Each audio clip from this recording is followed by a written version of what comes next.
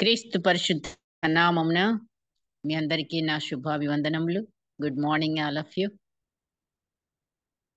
ఈ ఉదయ కాలంన వాక్య భాగము తీతుకు వ్రాసిన పత్రిక 2వ అధ్యాయము 13వ వచనం చదువుతున్నానండి. తీతుకు 2:13. మహాదేవుడును మన రక్షకుడును అయిన యేసు క్రీస్తు మహిమ యొక్క ప్రత్యక్షత కొరకు ఎదురు చూచుచు ఈ లోకంలో స్వస్థ బుద్ధితోనూ నీతితోనూ భక్తితోనూ బ్రతుకుచుండవలెనని మనకు బోధించుచున్నది. దేవుడు తన పరిశుద్ధ వాక్కులను మనందరి హృదయములలో ఫలింపజేయునుగాక.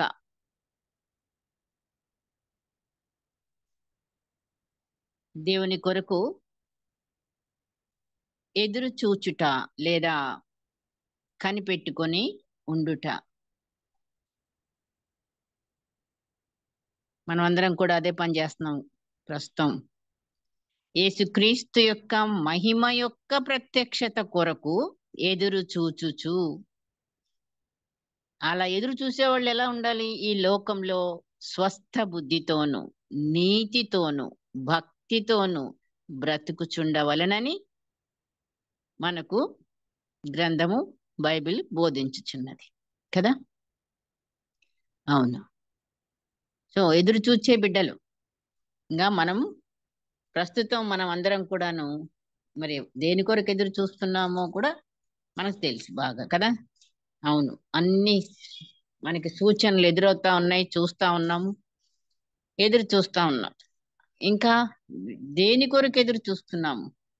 కనిపెట్టుకొని ఉండుట, ఎదురు చూచుట, వేచి ఉండుట, ఇవన్నీ కూడాను మరి ప్రతి ఒక్కరి జీవితంలో ఒకసారి కాదు సుమా, అనేక సార్లు కూడా మరి మన అనుదిన జీవిత అనుభవంలో మనకి అందరికీ కూడా తటస్థించే ఉంటుంది.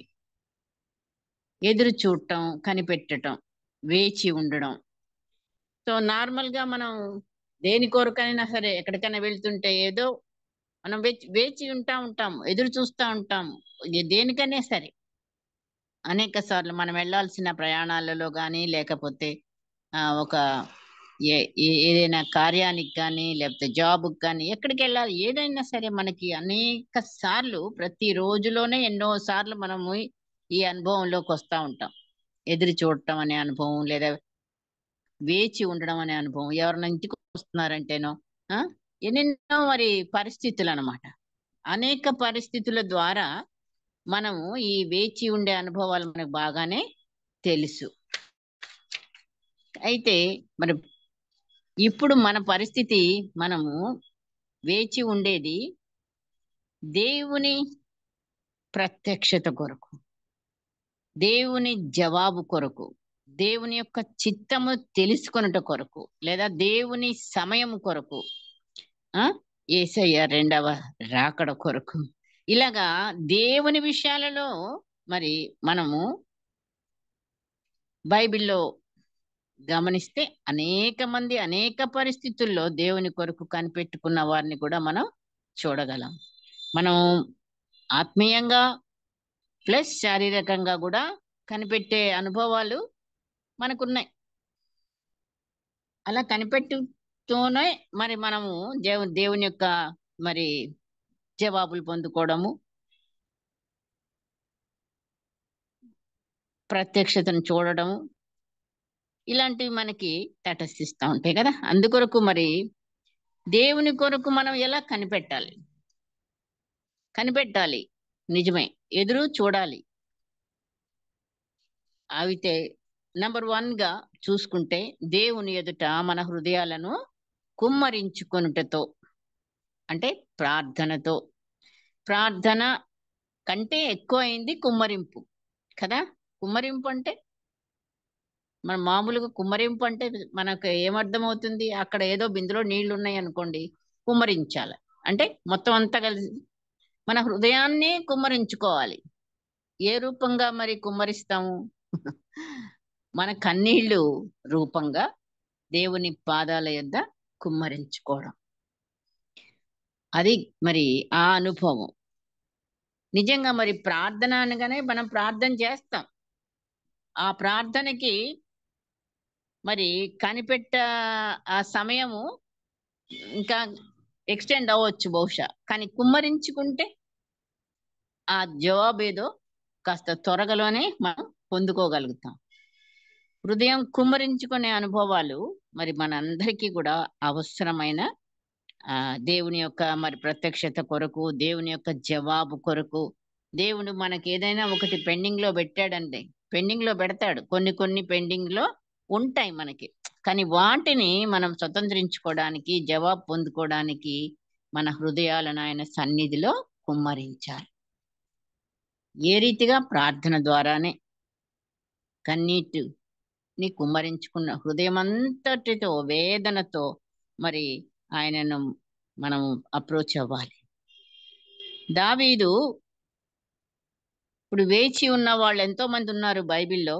ఒక వ్యక్తిని చూసుకుంటే దావీదు గారు మరి సమూయేలు చేత అభిషేకించబడ్డాడు. అభిషేకించబడ్డ వెంటనే ఇశ్రాయేల్ ప్రజలను ఏలటానికి సింహాసనాసీనుడు అయ్యాడా? కాలేదు. ఎన్నో సంవత్సరాలు కనిపెట్టుకోవాల్సి వచ్చింది. పైగా సౌలు రాజు చేత తరిమివేయబడ్డాడు. ఆ అనుభవంలోకి మరణ భయాలు, శత్రువులు, యుద్ధాలు, అరణ్యవాసం, ఇంకా అందరికీ దూరంగా అసలు మరి అభిషేకించబడిన వ్యక్తే, కానీ ఈ అనుభవాల్లో వెళ్లాల్సి వచ్చింది. అయినా దేవుణ్ణి మాత్రం భయభక్తుల్లో ఆయన ఏమాత్రం తీసిపోలేదు. నీతి జీవితమే జీవిస్తున్నాడు. ఎక్కడున్నా సరే దేవుణ్ణి స్తుతిస్తున్నాడు, మానలేదు. ఇతరులను కూడా దేవుని వైపు త్రిప్పబడినట్లుగా నడిపించి నేటికి నిన్ను నన్ను కూడా మరి ఆయన రచించిన కీర్తనల ద్వారా నడిపిస్తున్నాడు దేవుని యొద్దకు. అంటే అందుకే మరి ఆయన దేవుని హృదయానుసారుడయ్యాడు. మనము ఆయన రాసిన కీర్తనల్లో కొన్ని మాటలు అక్కడక్కడ కొంచెం చూస్తే మరి నిజంగా మరి ఆయన ఎంతగా మరి బాధించబడ్డాడో శత్రువుల చేత, సౌలు చేత అయితేనేమి, మరి ఈ రీతిగా తను తన జీవితంలో ఎదుర్కొన్న ఆ యొక్క బాధల్లో, వేదనల్లో కూడా దేవుణ్ణి విడిచిపెట్టకుండానే మరి కీర్తనలు చూస్తే, కీర్తనల గ్రంథంలో 62వ కీర్తనలో చూస్తే మొదటి వచనము, అన్ని కీర్తనల్లో కూడా మరి ఆయనకి స్తుతి ఉంటది, ప్రార్థన ఉంటది. మరి ఇతరులను కూడా హెచ్చరించి తన ప్రాణానికే చెప్పుకుంటాడు కదా దావీదు. నా ప్రాణమా నీవేళ కృంగి ఉన్నావు అంటాడు. నా ప్రాణమా నీవు మౌనముగా ఉండి దేవుని నమ్ముకొనుము అనే మాట చాలా, మనం ప్రాణం ఆతుర పడతా ఉంటది, మనలో తొందర పెడతా ఉంటది. నువ్వేలా తొందర పడుతున్నావని కూడా తనను తానే సంధాయించుకునే వ్యక్తిగా మనం ఆయనను చూస్తూ ఉంటాం కదా. అవును, మరి 62వ కీర్తన మొదటి వచనం, నా ప్రాణము దేవునిని నమ్ముకొని మౌనముగా ఉన్నది, ఆయన వలన నాకు రక్షణ కలుగును.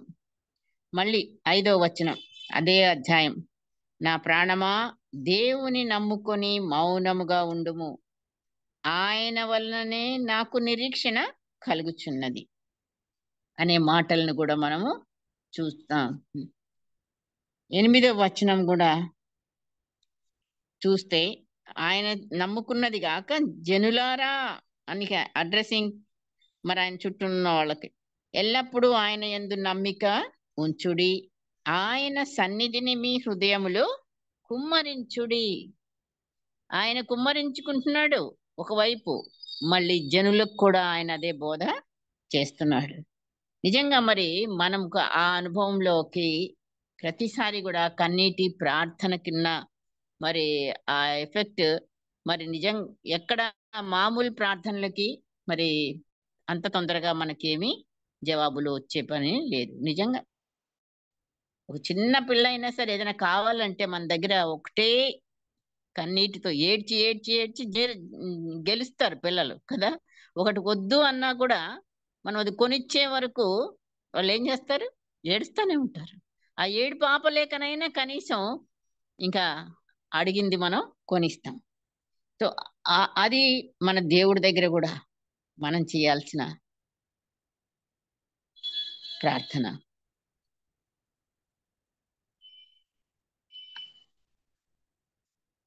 అలాగే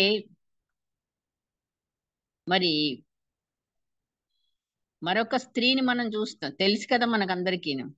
ఇశ్రాయేలు ప్రజలందరికీ ఆశీర్వాదార్థమైన ప్రవక్త సమూయేలుని కన్న స్త్రీ హన్నా గారు. మరి ఆమె కూడా దేవుని సన్నిధిలో ఏం చేసింది, తన హృదయాన్ని కుమ్మరించుకుంది. చూసిన వాళ్ళకి ఏమి అక్కడున్న ఏలి మరి యాజకునికి అనుమానం వచ్చింది. ఈవిడేంటి పొద్దున్నే వచ్చి ఇక్కడ ఏమ్మా ద్రాక్షరసం పక్కన పెట్టు అనే మాట మాట్లాడతాడు ఆయన. కాదయ్యా, నేను అలాంటి స్త్రీని కాను, నేను ఒక విషయం గురించే ప్రార్థిస్తున్నాను అన్నప్పుడు ఓకే, అది నీకు జరుగునుగాక అనే మాట ఆయన దగ్గర నుంచి పొందుకునే తర్వాత ఆమె మరి ఎలాగా కుమారుని కని దేవుడికి అప్పగించిందో మనకందరికి తెలిసిన విషయమే. అట్లాగా మరి ఒక బాధలో, వేదనలో, నిరీక్షణతో మరి మనం కూడా దావీదులాగా, హన్నాలాగా మరి మనకున్న అవసరాలు, చాలా అవసరాలు ఉన్నాయి. అవి ఎంతో మరి మనకి అవసరమే. కానీ కేవలము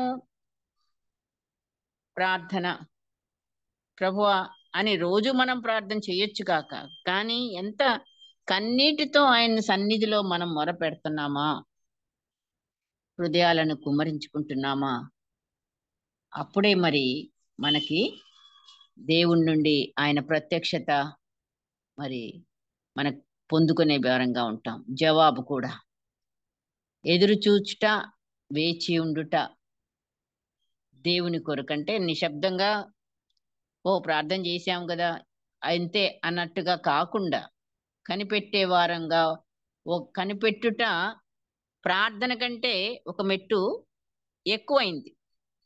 కనిపెట్టే విషయం అంటే కనిపెట్టుట అంటే అంటే ప్రార్థన చేసి విన్నపాలు దేవునికి తెలియజేసి మరి దేవుని యొక్క జవాబు కొరకు మనం ఎదురు చూసే వాళ్ళంగా ఉండాలి అన్నమాట. అలా జవాబు వచ్చేదాకా మరి మనము ప్రార్థన చేసి నిశ్శబ్దంగా మౌనంగా ఉండంటే మౌనంగా కాలు చేతులు కప్పుకొని ఎక్కడికి వెళ్లకుండా ఏం చేయకుండా నిశ్శబ్దంగా ఉండమని కాదు, కానీ మన హృదయాలను ఆయన సన్నిధిలో కుమ్మరించే వారంగా, ప్రార్థనలో కన్నీరు విడిచి ప్రార్థన చేసే బిడ్డలంగా. అన్నిటి ప్రార్థన మన ప్రతి ఒక్కరికి కూడా అనుభవం అనేది. నేను మొదట్లో అనుకునేదాన్ని, ఎలా కన్నీరు విడిచి ప్రార్థన చేస్తారు, నాకు రాదేంటి కన్నీళ్ళు అని నేను ఒక అనుభవంలోకి రాకముందు అలా అనుకునేదాన్ని. ఎవరైనా కన్నీళ్ళతో ప్రార్థన చేస్తుంటే ఇప్పుడు దాకా బాగానే ఉన్నారు, ఇప్పుడు సడన్ గా కన్నీళ్ళతో ప్రార్థన చేస్తున్నారు వీళ్ళు అని. కానీ ఆ అనుభవంలోకి నన్ను దేవుడు నడిపించాడు. నా పరిస్థితుల్లో అలాంటి పరిస్థితుల్లోకి నడిపించినప్పుడు ఆ బాధ ఏంటో, వేదన ఏంటో మరి అర్థమయ్యి ఇంకప్పుడు దేవుణ్ణి నేను కన్నీటి ప్రార్థన నన్ను పరిశుద్ధాత్మ దేవుడు నాకు నేర్పించాడు. నిజంగా మరి జవాబు పొందుకోవడానికి కూడా దేవుడు నాకు సహాయము చేశాడు. ఎన్నో ప్రార్థనలకు మరి జవాబులు ఆయన ఇస్తూనే వస్తున్నాడు. కేవలము మరి హృదయం అంతరంగంలో మరి ఆ ఏడుస్తూ ప్రార్థన ఒక్కటే కాదు, మనం ఎలా ఉండాలి, స్వస్థ బుద్ధి, నీతి, భక్తి ఇంకా ఎలాగుండాలి మరి మనము రెండోదిగా చూస్తే, మొదటిదిగా కుమ్మరించుట, హృదయాన్ని దేవుని సన్నిధిలో కుమ్మరించటం, వేచి ఉండే టైంలో.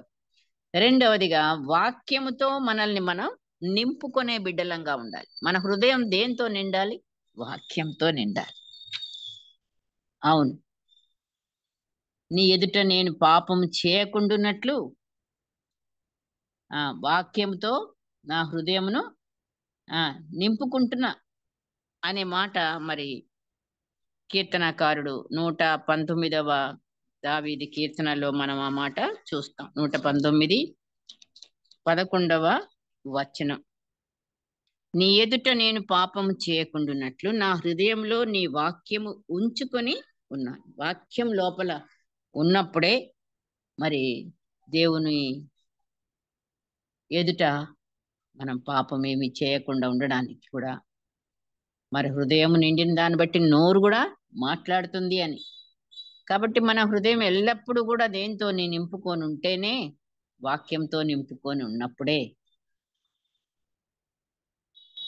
దేవుని కొరకు కనిపెట్టుకుని ఉన్న సమయంలో మరి దేవుని వాక్యంను మనము ఎలా నింపుకోవాలంటే, ప్రతి ఉదయము ప్రతి సాయంత్రము లేదా మనకు సమయం ఉన్నప్పుడల్లా వాక్యమును చదివే బిడ్డలంగా, ధ్యానించే బిడ్డలంగా, మరి వాక్యాన్ని తిరిగి ఆ వాక్యానుసారమైన జీవితాన్ని జీవించే వారంగా మనము ఆ అనుభవంలోకి రావాలి. మరి వాక్యం ఎప్పుడో ఒకసారి చదవడము, ఏదో కొద్దిగా చదవటము, మరి పూర్తిగా క్రమశిక్షణలో బైబిల్ గ్రంథాన్ని చదివే కొద్దీ మనకి ఖచ్చితంగా మనకి వెలుగు ప్రకాశిస్తుంది. ఎందుకంటే వాక్యము వెల్లడి అగుట తోడనే వెలుగు కలుగును, బుద్ధి లేని వారికి బుద్ధి కలుగును అని కూడా దేవుని వాక్యం మరి సెలవిస్తుంది కదా. మరి మనం జ్ఞానం కావాలి, బుద్ధి కావాలి, బుద్ధితో జీవించాలి. వాక్యం లేకుండా ఆ బుద్ధి మనకి లోకానుసారమైన జ్ఞానం, మరి అది మంచి జ్ఞానం కాదని తెలుసు మనకి. 130వ కీర్తనలో ఒకసారి చూస్తే ఎలాగా మరి దావీదు గారు వేచి ఉన్నాడు ప్రభు కొరకు అనంటే,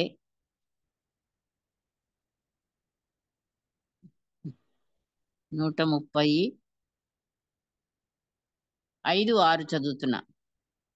యెహోవా కొరకు నేను కనిపెట్టుకొనుచున్నాను, నా ప్రాణము ఆయన కొరకు కనిపెట్టుకొనుచున్నది.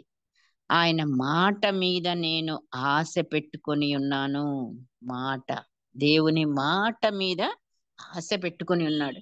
ఆశతో మనము వాక్యాన్ని, ఆ మాటలు, బైబిల్ అంతా ఏంటండి? దేవుని మాటలు కదా. అవును, ఆ మాటల కొరకు మనం ఎంతో ఆశ కలిగి ఉండాలి. ఎందుకంటే అవి జీవం కలిగిన మాటలు, స్వస్థపరిచే మాటలు, మనకి శక్తినిచ్చే, బలమునిచ్చే, ఏదంటే అదే, అన్ని విధాల మరి జీవము ఇచ్చే, లేవనెత్తే మాటలు, ఓదార్చే మాటలు. వీటి కొరకు మనము ఆశతో చదవాలి. ఈరోజు నాతో ఏం మాట్లాడుతున్నావు ప్రభా? ఏం మాట్లాడుతున్నావు ప్రభా? నీ సన్నిధిలో ఈ వాక్యంతో నాతో మాట్లాడమని మనము దేవుని మాట కొరకు కనిపెట్టే వారంగా ఆశ కలిగి మనం వాక్యాన్ని నింపుకోవాలి హృదయాన్ని. అలాగా ఆశ కలిగి నా బిడ్డలంగా ఉన్నప్పుడే ఇంకా ఎలాగా ఆశ కలిగి ఉండాలి అంట. ఇక్కడ ఉదాహరణకు చెప్తున్నాడు 6వ వచనం. కావలి వారు ఉదయము కొరకు కనిపెట్టుట కంటే ఎక్కువగా నా ప్రాణము ప్రభు కొరకు కనిపెట్టుచున్నది. కావలి వారు వాచ్మెన్స్, నైట్ అంతా నైట్ డ్యూటీ చేసేవాళ్ళు అనమాట. ఎక్కడైనా సరే, ఏ డిపార్ట్మెంట్లోనైనా సరే నైట్ డ్యూటీ చేసినప్పుడు ఎప్పుడెప్పుడు తెల్లవారుతుందా అని ఎదురు చూడటం అనేది సహజం అండి. ఖచ్చితంగా మనకు ఆలోచన వస్తుంది, ఎప్పుడు తెల్లారుతుందో. అంటే అంత ఆశ మనకుంటది. డ్యూటీ చేసే టైంలో ఆ నిద్ర వచ్చే టైము, మరి ఇవన్నీ ఆపుకోవాలి, పని చెయ్యాలి, తెల్లవారాలి. అప్పుడే కదా మనకి. అట్లాగే తెల్లవారు ఎలాగైతే మనం వెయిట్ చేస్తామో తెల్లవారడానికి, అంతకంటే ఎక్కువగా మన ప్రాణము ప్రభు కొరకు కనిపెట్టుకునే బిడ్డలంగా ఉన్నప్పుడు ఖచ్చితంగా దేవుడు మాట్లాడతాడు, అనుసరిస్తాడు. దేవుడు ఇచ్చిన మరి మనం ఎంత ఆశతో ఉన్నామో అంతగా మరి దేవుడు కూడా మనకి తన యొక్క ప్రత్యక్షతను అనుగ్రహించే దేవుడు. మోషే గారు మరి దేవుని కొండ, ఏది సినాయి కొండ మీదకి ఎక్కి ఆ దేవుడు రమ్మంటేనే ఎక్కి 40 దినాలు మరి రాత్రి పగళ్ళు రేయింబగళ్ళు ఉపవాసంతో ఉన్నాడు, కనిపెట్టుకొని ఉన్నాడు. ఏమి ఇచ్చాడు దేవుడు?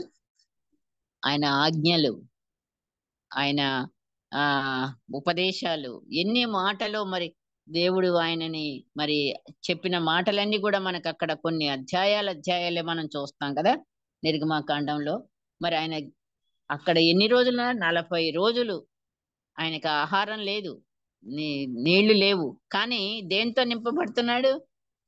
దేవుని మాటలతో నింపబడుతున్నాడు. అప్పుడు ఇవన్నీ ఉండవన్నమాట. ఆయనకి అవన్నీ రాలేదు. ఆయన అక్కడ నుంచి మరి 10 ఆజ్ఞలు తీసుకొని దేవుని రాతతో రాసి ఇచ్చిన ఆజ్ఞలను, రాతి పలకలను పొందుకొని మరి ప్రజలకు వాటిని ఉపదేశించడానికి కట్టడములు, శాసనములు, దేవుని యొక్క ప్రతిదీ కూడాను ఆయన నోటి నుండి వచ్చిన ప్రతిదీ కూడా మరి ఆయనకి ఆ తన హృదయంలో నింపుకున్నాడు. మరియు ఆ యొక్క మందిరం నిర్మాణం కొరకు కూడా ఎలా నిర్మించాలి దేవుని గుడారాను, సో అవన్నిటిని కూడాను మరి ఆయన హృదయంలో నింపుకోవడం. మరి మనము కూడా అలాగే దేవుని యొక్క వాక్యంతో మనం హృదయము నింపుకోవాలి. నిజంగా మరి యోసేపు ప్రణాళికను చూస్తే కూడా దేవుడు తన ప్రణాళిక, యోసేపు పట్ల వేసిన ప్రణాళిక చిన్నవాడుగా ఉన్నప్పుడే కళల ద్వారా మరి అన్ని బయలుపరిచాడు. కానీ మరి పెరిగే కొద్దీ అన్ని వ్యతిరేకతలు ఎదుర్కోవాల్సి వచ్చింది. అనవసరంగా జైలు పాలు అయ్యాడు. కానీ దేవుని యొక్క మరి ఆ ప్లాన్, ఆయన దేవుని యొక్క తోడు ఆయనకు ఉన్నట్లుగా మరి ఆయన గ్రహించి మరి అవి నెరవేరు వరకు కూడాను 105వ కీర్తనలో 19వ వచనంలో ఒక మాట ఉంటది, దేవుని వాక్కు అతనిని పరిశోధించుచుండెను అని. అవును, మనం పరీక్షలకు కూడా గురవుతా ఉంటాం. వాక్యము మరి మనల్ని ఏం చేసినా సరే మనం వాక్యంతో నింపబడ్డప్పుడు స్వస్థ బుద్ధితో ఉన్నాడు, సాతానుని జయించుకున్నాడు. ఇవన్నీ కూడా యోసేపులో మరి చిన్నప్పటి నుంచి నాటబడిన మరి వాక్యమే. అలాగా మనం చూస్తాం. యేసయ్య మరి తన పరిచర్య ప్రారంభం ముందే 40 దినాలు ఉపవాసం ఉండి అరణ్యంలో దేంతో నింపబడ్డాడు? వాక్యంతోనే నింపబడ్డాడు. ఉపవాసం ముగించగానే వచ్చాడు సాతాను, తెచ్చాడు శోధన. కానీ వాక్యంతోనే యేసయ్య జయించడం కూడా మనకి తెలుసు. మరి కనుకనే మనకి జయం కావాలి, సాతాను ఓడిపోవాలి, జవాబు రావాలి దేవుని నుండి. ఖచ్చితంగా వాక్యం మనలో నింపబడి ఉన్నప్పుడే. 3, నమ్మకముగా దేవుని సేవ జరిగించే వారంగా ఉండాలి. 3, నమ్మకముగా దేవుని సేవ అంటే అందరం కూడా మరి పాస్టర్లమా అని కాదు నేను చెప్పేది. సేవ అని అంటే దేవుడు నీకు అప్పగించిన ఏ పనైనా, అది ఇంట్లో కావచ్చు, బయట కావచ్చు, సేవ కావచ్చు, మరి ఏదైనా కావచ్చు, జాబ్ కావచ్చు, నీకు దేవుడు అప్పగించిన ప్రతి పని లేదా బాధ్యత, మరి తల్లిగా కావచ్చు, ఇంకేదైనా మరి ఉండొచ్చు కనుక, వాటన్నిటిని కూడా దేవుని కొరకు ఆ పనిని మనము ఆపడానికి వీల్లేదు. దేవుని యొక్క జవాబు కొరకు ఒక పక్కన కనిపెట్టుకుంటూ ఉండాలి, ప్రార్థనలో ఉండాలి. ప్లస్ మన పనిని మనము ఆపడానికి కూడా కాదు, దేవుడిచ్చిన పనిని దేవుని కొరకు చేసే వారంగానే ఉండాలి. అందుకు ఉదాహరణగా చూస్తే మరి వృద్ధాప్యంలోకి వచ్చిన ఒక జంట, మరి యాజకుడైన జకర్యాని, ఎలిజబెత్ గారిని చూస్తాం కదా. యాజకుడైన జకర్యా మరి తన వృద్ధాప్యంలోకి వచ్చినా కూడా సేవ మానలేదు, బిడ్డ కొరకైన ప్రార్థన మానలేదు.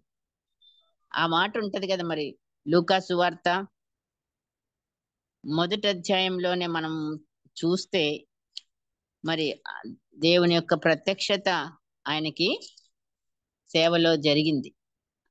5వ వచనం 1వ అధ్యాయము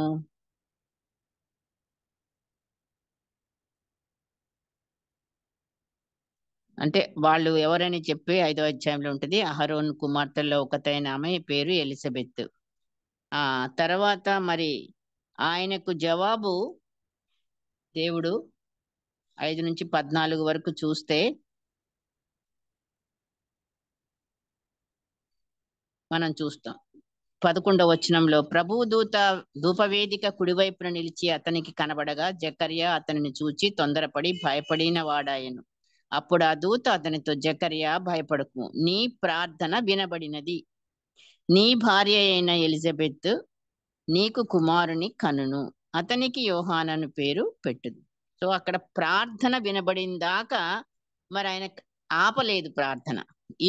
ఆ రోజు వరకు కూడా ఆయన ప్రార్థన చేస్తానే ఉన్నాడు. ఏదో మరి ఇప్పుడు మేము ఇప్పుడు ఆ అర్హులం కాదు శరీర రీతిగా అని ఆయన ప్రార్థన ఆపలేదంటే ఆశ్చర్యం కదా. అవును, ఆ రీతిగా మనం ఏదైనా విషయం కొరకు ప్రభువుని మనం ప్రార్థించినప్పుడు, మనం కనిపెట్టుకుని ఉన్నప్పుడు, ఇంక ఇది మనమే డిసైడ్ చేసేసే వాళ్ళంగా ఉండడానికి కాదు. ఇంక ఇప్పుడు ఇది అనవసరం ఈ ప్రార్థన అనడానికి. ఆయనకి ఏ పరిస్థితి అయినా, ఇందాక పాడిన పాట మరి కరెక్ట్ గా ఏ పరిస్థితి అయినా దేవుడికి అసాధ్యమైనది ఏది లేదు, అన్ని కూడా ఆయనకి సాధ్యమే. కనుకనే మనము ఇంక ఇది అవదు, ఇది జరగదు అనే ప్రశ్నలు మనకి సాతానుడు కలిగించి మన విశ్వాసాన్ని సడలించి మనం ప్రార్థన ఆపేలాగా కనిపెట్టడం ఎందుకు, ఇంకెందుకు అనే ఒక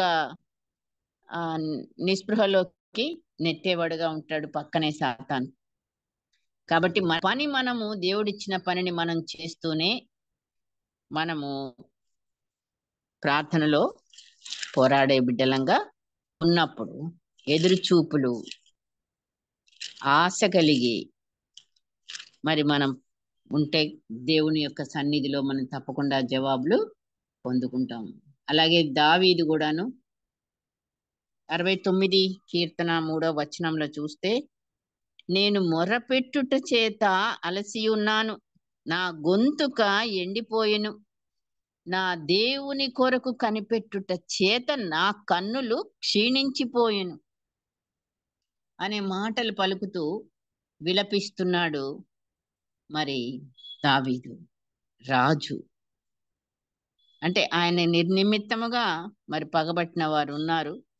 ఆ రీతిగా తన యొక్క గోడు చెప్పుకొని ప్రార్థనలో మరి ఎంతగా మరి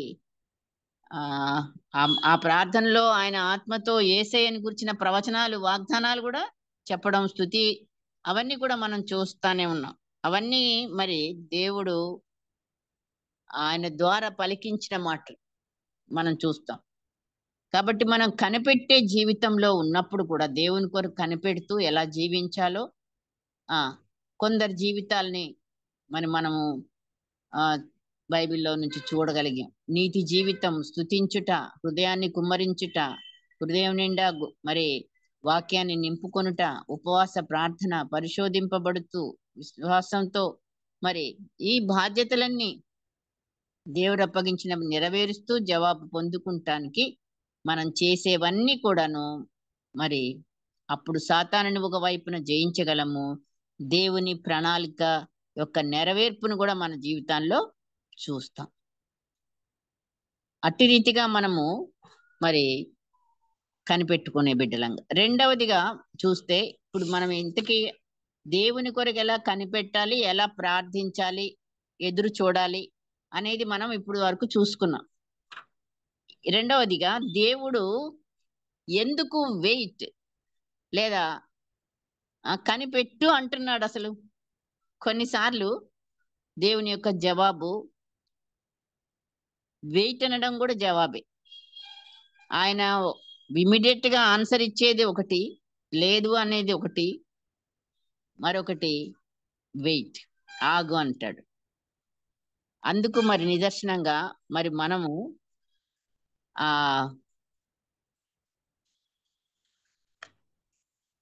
హబక్కుకు రాసిన గ్రంథంలో 2వ అధ్యాయంలో 2-3 వచనాలు చూస్తే, యెహోవా నాకు ఇలాగు సెలవిచ్చెను, చదువువాడు పరిగెత్తుచు చదువు వీలగునట్లు నీవు ఆ దర్శన విషయమును పలక మీద స్పష్టంగా వ్రాయము. ఆ దర్శన విషయము నిర్ణయ కాలమున జరుగును. నిర్ణయ కాలమున సమాప్తమగుటకై ఆతురపడుచున్నది, అది తప్పక నెరవేరును. అది ఆలస్యముగా వచ్చినను దాని కొరకు కనిపెట్టుము, అది తప్పక జరుగును, జాగు చేయక వచ్చును. దేవుడు మాట అంటే మాట, ఇస్తానంటే ఇస్తాడు, ఖచ్చితంగా చేస్తాడు. కానీ మనం ఏం చేయాలి? అది ఆలస్యమైనా కూడా దాని కొరకు మనం కనిపెట్టుకోవాలి. అది ఎప్పుడు జరుగుతుంది? నిర్ణయ కాలం. ఆయనకు ఒక కాలము, సమయాలు అవును దేవుడి చేతిలో ఉన్నవి. అది మన అనుకున్న సమయంలో కాకపోవచ్చు, మనకు అవసరమైన కాలంలో కాకపోవచ్చు. ఆ కానీ ఖచ్చితంగా దేవుని పనులు చాలా మరి ఆయన చెప్పిన రీతిగా ఆయన జ్ఞానాన్ని ఎవరు శోధించగలం? లేదు. ఆయన ప్రస్తుత పరిస్థితులకు కానీ ప్లస్ రాబో కాలమునకు కూడా సరిపడేలాగా చేస్తాడు ఆయన కార్యాలు. కాబట్టి మనం ఆయన జ్ఞానాన్ని శోధించలేము. కానీ ఆయన సమయానికి ముందు గాని ఆలస్యం గాని చేసే దేవుడు కాదు. ఆయన పనులు ఖచ్చితంగా నిర్ణయ కాలంలో జరిగిస్తాడు. కాబట్టి మనం చూస్తే మరి కానా వివాహంలో అక్కడ ద్రాక్షారసం అయిపోవడం, తల్లిగారు రావడం, ఇక్కడ ద్రాక్షారసం అయిపోయిందని చెప్తే నాకు ఇంకా సమయము రాలేదు, నా సమయం ఇంకా రాలేదు. జవాబు కొరకు నిజంగా మరి మనము ఎదురు చూసినప్పుడు గొప్ప మేలు మనం పొందుకునే బిడ్డలంగా, ఆయనని మహిమపరిచే బిడ్డలంగా మరి అక్కడ గొప్ప కార్యాన్ని మనము చేయడం చూస్తాం. అది ఎలా జరిగిందో కూడా మనకు తెలుసు కదా. అందుకనే మరి కనిపెట్టి మనము ఆయనలో ఉండే బిడ్డలంగా జవాబు కొరకు వచ్చేంత వరకు కూడా మరి మనము వెయిట్ చేసే వాళ్ళక మనకి ఓర్పు అవసరం, సహనం అవసరం. నీ జవాబు వచ్చే వరకు ఆతురపడుచున్నది. అది జవాబు మనకి ఇవ్వడానికి ఆ జవాబే మనకి వస్తుందండి త్వరలో. కాబట్టి మరి సమస్తాన్ని కూడా మనం ఏమనుకోవాలి? మేలు కొరకై జరుగుతున్నవి అని ఆ మాట మన నోట ఉండాలి. లేట్ అయినా సరే అది నా మేలుకే అనే మాట. ఎందుకంటే దేవుడు ఎప్పుడు కూడా మనల్ని అన్యాయం చేసే దేవుడు కాదు. దేవుడు జవాబు పొందుకోవడానికి నిన్ను నన్ను సిద్ధపరుస్తున్నాడు. అంతేనా? జవాబు రావడం అనేది మాత్రం నిజం.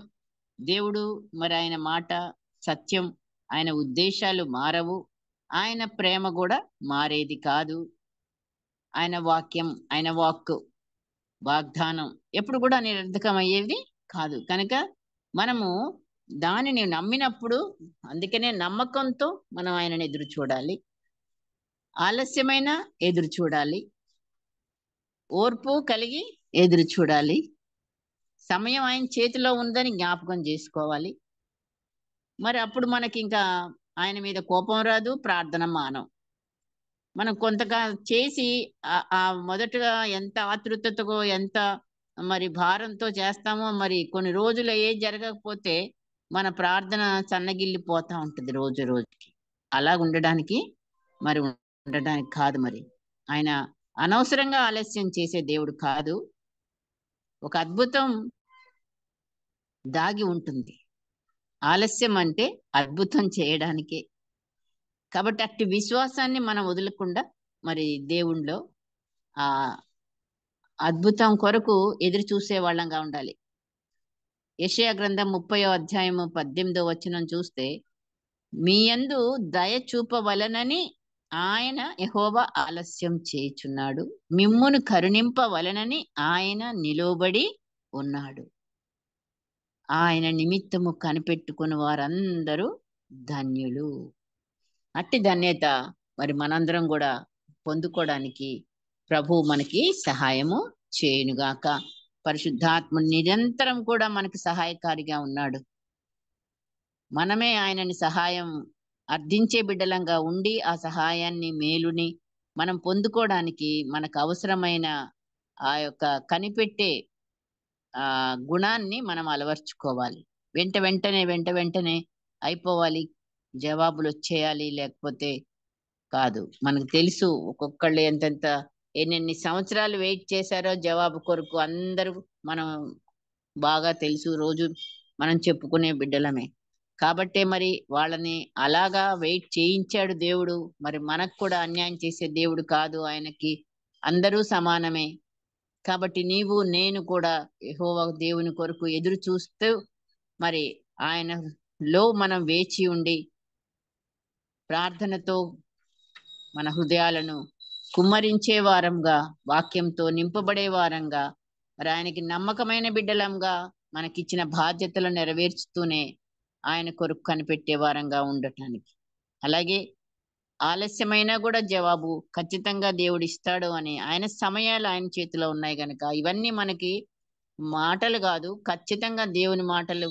అవి నెరవేర్చబడే మాటలని మనం బాగా విశ్వసించి కనిపెట్టి జవాబులు పొందుకొని మరి అనేకులకు కూడా మరి అట్టి సాక్ష్యాన్ని మనము ఇతరులతో పంచుకోవడానికి, మరి ఇతరులకు మనము ఒక ఆశీర్వాదకరముగా వారిని దేవుని తట్టు తిప్పే వారంగా, నడిపించే వారంగా కూడా ఉండడానికి పరిశుద్ధాత్మ దేవుడు మనకు సహాయము చేయునుగాక. ప్రార్థన చేసుకుందాం. పరిశుద్ధుడైన మా తండ్రి, నీకు లెక్కలేని వందనాలు, స్తోత్రాలు చెల్లిస్తున్నాం నాయన. గొప్ప దేవా, నీ కొరకు మేము నాయన సహనంతో కనిపెట్టినప్పుడు ప్రభువా మీరు మమ్మల్ని విడిచిపెట్టే దేవుడవు కాదు నాయన. ఏ రీతిగా ఎలా మేము కనిపెట్టాలో మరి మాతో మరొకసారి మీరు మాట్లాడినందుకై నీకు వందనాలు, స్తోత్రాలు చెల్లిస్తున్నాం తండ్రి. అటు మాటలను నీ మాటలతో మేము ఎలా హృదయాన్ని నింపుకోవాలో నాయన, ఎలా నమ్మకంగా మాకు ఇచ్చిన బాధ్యతలు నెరవేరుస్తూనే తండ్రి నీ కొరకు మేము కనిపెట్టాలో, హృదయాలను ఎలా కుమ్మరించుకోవాలో నాయనా, మరి మేము ప్రతిరోజు మాకున్న ప్రతి అవసరత, అక్కర్లన్నీ ఎరిగిన దేవుడవు నాయన. వాటి విషయంలో తండ్రి మేము ఈ రీతిగా నీకు ఇష్టమైన వారముగా నీవు జవాబిచ్చే మరి పరిస్థితులలో మేము ఉండాలని నువ్వు కోరుకుంటున్నావు. పరిశుద్ధాత్మదేవ, నీ సహాయము మాకందరికీ కూడా మీరు అనుగ్రహించి తండ్రి నీ కొరకు కనిపెట్టుకొని, నీ మాట మీద ఆశ పెట్టుకొని నాయన మేము దావీదు వలె మరి ఉదయం కొరకు కనిపెట్టే బిడ్డలముగా, కావలి వారు ఏ రీతిగా ఉదయం కొరకు కనిపెడతారో అట్టి రీతిగా మేము నీ కొరకు నా ప్రాణము మరి కనిపెట్టే బిడ్డలంగా ఉండడానికి ప్రభువా మాకు సహాయం చేస్తున్నందుకై స్తోత్రాలు చెల్లిస్తూ, మా ప్రతి అవసరతను, అక్కరలను, కొదువలను అన్ని కూడా మీరు ఎరిగిన దేవుడు. కానీ మేము అడిగి పొందుకోవడంలో ప్రభువా మరి మీరు సంతోషించే దేవుడవు కనుక అట్టి ప్రార్థన మా నోట మీరు ఉంచినందుకై స్తోత్రాలు చెల్లిస్తూ, పరిశుద్ధాత్మదేవ ఈ ఉదయకాలంన మరి బిడ్డలందరినీ, నన్ను మమ్ములను నీ కృపాసనం మీద ఎత్తి పట్టుకొనొచ్చు యేసు నామమున అడిగి వేడుకొంచున్నాం తండ్రి, ఆమేన్.